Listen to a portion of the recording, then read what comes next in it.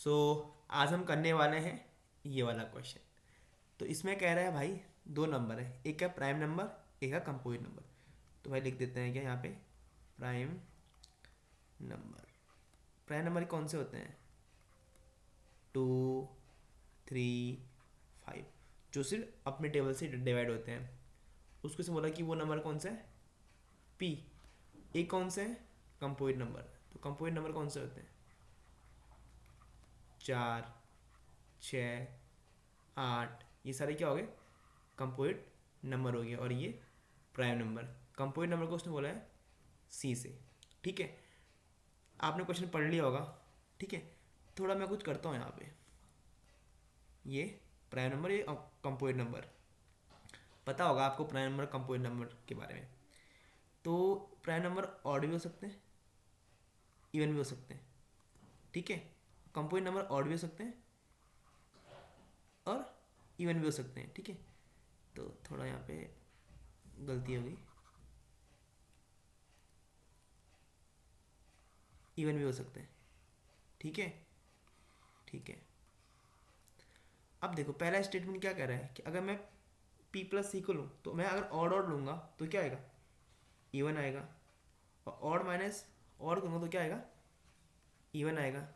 तो can be even. तो बिल्कुल सही बात है कि पहली स्टेटमेंट क्या कि क्या हो सकता है, इवन हो सकता है। इससे इससे करो चेक, तो इससे तो आंसर खैर इवन ही आएगा। तो कैन बी इवन, तो हो गया चेक मेरा आंसर कि पहली स्टेटमेंट सही है। ठीक है, सबसे छोटा इवन प्राइम नंबर कौन सा होता है, वो होता है 2।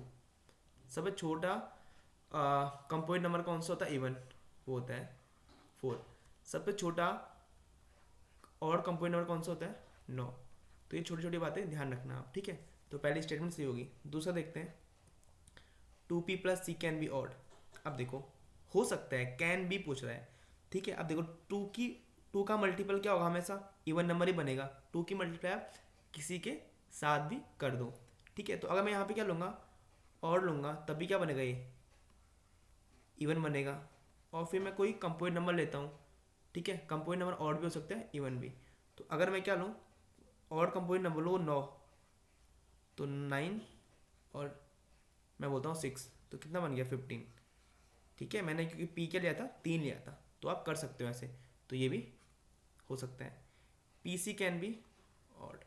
तो भाई देखो पी को क्या ले लो, 2 ले लो, सी को क्या ले लो, 4 ले लो। ये तो क्या आ रहा है, इवन। लेकिन हमें तो और चाहिए। तो देखो मैं लेता हूँ 3, 9, 27।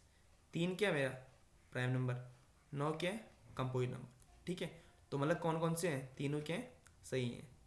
ठीक है, अब आपको थोड़ा यहाँ पे एक दो बात और ध्यान रखनी है यहाँ पे, कि जो एक होता है ना, वो ना ही प्राइम होता है, ना ही क्या होता है, कंपोजिट नंबर होता है।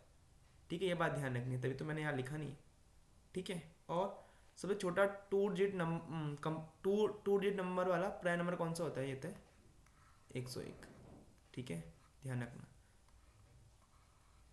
और 1 से लेके 100 तक कितने प्राइम नंबर होते हैं, 25 प्राइम नंबर होते हैं। ये बात भी ध्यान रखना।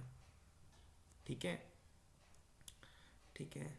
1, 3, 5, 7, दो दो का गैप है, ध्यान रखना, क्या पता आ जाए। तो ये बातें थोड़ा ध्यान रखना है, बाकी तो सही है। ठीक है, होप आपको क्वेश्चन समझ में आ गया होगा कैसे कैसे हमने क्वेश्चन किया। ठीक है, तो आप थोड़ा और देखो ये वाले मैंने कैसे कैसे किया, थोड़ा दिमाग लगाओ। वैसे आपको टाइम नहीं है क्योंकि आपको GS1 ही पढ़ना है। तो ठीक है, ऑल द बेस्ट।